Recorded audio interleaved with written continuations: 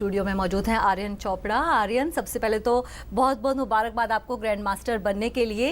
ये जो आपका सफ़र है ग्रैंड मास्टर बनने तक का, किस तरह से शुरुआत हुई, किस तरह से आपने शतरंज खेलना शुरू किया? ये शुरुआत हुई मेरे एक एक्सीडेंट से, जिसके बाद मुझे घर में बैठना पड़ा और बाहर तो जा नहीं सकता था। तो इसलिए मुझे जो मैंने पिछले बर्थडे के जो गिफ्ट खोले उसमें एक चेस बोर्ड था।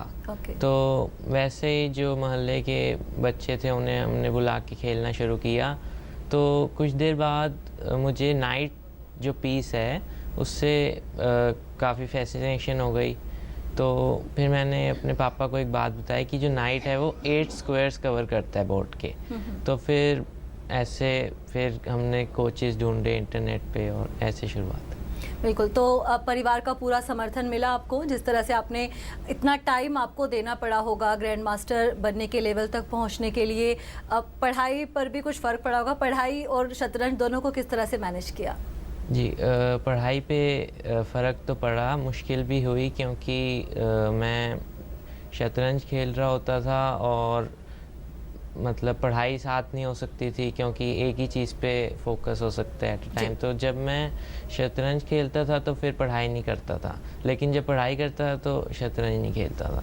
तो पढ़ाई में स्कूल की ये मदद रही कि उनकी बहुत सपोर्ट रही और उन्होंने जैसे नोट्स भेज दिए घर, और उन्होंने ये भी 6 तक तो मैं रेगुलरली स्कूल जाता था, लेकिन 7th और 8th में उन्होंने कहा कि आप एक एग्ज़ाम दे सकते हैं साल में। तो उससे काफ़ी मुझे हेल्प मिली। तो फैमिली का पूरा सपोर्ट रहा? फैमिली ने कभी नहीं बोला कि पढ़ाई पे ज़्यादा ध्यान दो या शतरंज को इतना टाइम मत दो? जी, उनकी पूरी सपोर्ट रही और मेरे ब्रदर की भी पूरी सपोर्ट रही, क्योंकि कभी कभी जैसे मेरे फादर और मदर जब दोनों मेरे साथ ट्रैवल कर रहे होते थे तो उसे अकेले घर पे मैनेज करना पड़ता था। तो उसकी काफ़ी सपोर्ट रही और पूरी फैमिली की भी काफ़ी सपोर्ट रही। और किस तरह के आपको सेक्रीफाइसेस करने पड़े? कई बार हुआ होगा कि कोई फैमिली फंक्शन रहा होगा जो आपको शायद मिस करना पड़ा होगा, कई बार तबीयत उतनी ठीक नहीं रही होगी लेकिन कोई इंपॉर्टेंट टूर्नामेंट है तो आपको खेलना पड़ा होगा। तो इस तरह की कोई सेक्रीफाइस? जी, टूर्नामेंट के बीच में कई बार बहुत कॉमन तो नहीं, लेकिन मेरी तबीयत ख़राब हो गई तो तब भी मैंने राउंड खेले। और एक तो साउथ अफ्रीका में टूर्नामेंट था और उसमें मेरी तबीयत काफ़ी ख़राब हो गई, लेकिन वो मैंने राउंड कंप्लीट किए सारे और मैं फ़र्स्ट भी आया उस टूर्नामेंट में। तो वो काफ़ी इम्पोर्टेंट टूर्नामेंट रहा मेरी लाइफ का। ये जो आपकी जर्नी रही है ग्रैंड मास्टर बनने तक की, इसमें कौन से यादगार मैच रहे? कोई मैचेस जो आपको याद हो, जिन्हें जीतने के लिए काफ़ी मेहनत करनी पड़ी या जिन्हें जीतने के बाद आपको बहुत अच्छा लगा? जी, एक तो मेरा आर्मेनियन ग्रैंड मास्टर के अगेंस्ट जो था अभी अबू धाबी में, जिसको जीतना ज़रूरी था और मैं ब्लैक था, और ब्लैक पीसेस थोड़े वर्स माने जाते हैं क्योंकि फ़र्स्ट मूव वाइट की होती है। तो मुझे जीतना था और वो स्ट्रॉन्ग ग्रैंड मास्टर था, मुझसे हायर रेटिंग का भी था। तो उसके बाद मुझे काफ़ी खुशी हुई। और एक मेरा जीएम फ्रांस के स्ट्राटेस्कू से था मैच, उनकी रेटिंग तब 2648 थी और मेरी सिर्फ 2334 थी। तो 300 पॉइंट से भी ज़्यादा का गैप था। तो वो मैच जीत के मुझे काफ़ी खुशी हुई थी। और बहुत कम टूर्नामेंट्स आपने खेले हैं, बहुत कम टूर्नामेंट्स आप खेलकर ग्रैंड मास्टर बने हैं। तो कोई पर्टिकुलर रीज़न कम टूर्नामेंट्स खेलने का? आप चाहेंगे कि आप और भी ज़्यादा टूर्नामेंट्स में हिस्सा लें? जी, मैं चाहूँगा, लेकिन फ़ंड्स की प्रॉब्लम होती थी और हम क्वालिटी टूर्नामेंट्स खेलने के लिए कोशिश करते थे।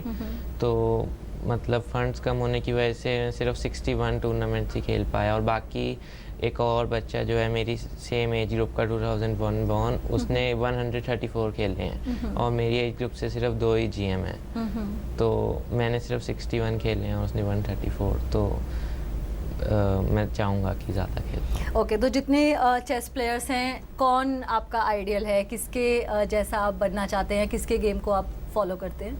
जी, विश्वनाथन आनंद को तो सभी जानते हैं। तो जब मैंने चेस की शुरुआत की तो मैं उनकी गेमें फॉलो करता था हमेशा। और फिर जब मैंने बुक्स पढ़नी शुरू की तो मुझे मिखाइल ताल जो कि वर्ल्ड चैम्पियन रहे हुए हैं पहले, और बॉबी फिशर वो भी वर्ल्ड चैम्पियन रहे हुए हैं, तो ये 2 प्लेयर मुझे काफ़ी पसंद आए, तो वो मेरे आइडिया थे। तो आपके फ्यूचर के लिए अब क्या प्लान्स है, अब नेक्स्ट आपका क्या टारगेट है?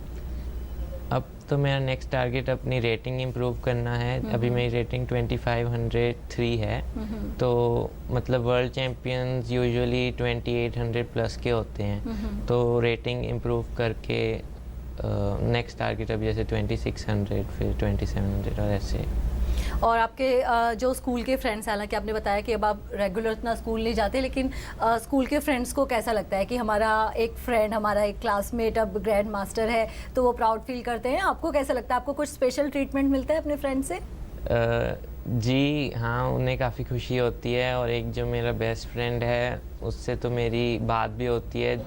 जब मैं पढ़ाई नहीं भी कर रहा होता तब भी जैसे मेरी कोई अचीवमेंट हुई तो मैं उसे कॉल करता हूँ और वो काफ़ी खुश होता है, तो हाँ मतलब। और पेरेंट्स के लिए अच्छा लगता है, क्योंकि कोई बच्चा जब कुछ अचीव करता है तो उसके पीछे उनके पेरेंट्स का भी काफ़ी सेक्रीफाइस होता है। जैसे आपने बताया कि आपके पेरेंट्स भी आपके साथ ट्रैवल करते हैं, तो आपके जो अचीवमेंट है उसकी वजह से आपके पेरेंट्स भी खुश होते हैं, तो वो चीज़ कहीं ना कहीं आपको भी खुश करती है। अपने पेरेंट्स का आप कितना योगदान मानते हैं अपनी इस अचीवमेंट के पीछे? बहुत ज़्यादा योगदान मानता हूँ, और मैं अपनी नेशन के लिए वर्ल्ड चैम्पियन बनना चाहता हूँ, तो उसके लिए पूरी कोशिश करूँ। बिल्कुल, चलिए हम उम्मीद करते हैं कि अभी जैसे आप ग्रैंड मास्टर बने हैं, एक दिन जो आपका सपना है वर्ल्ड चैंपियन बनने का, वो भी आप ज़रूर पूरा करें।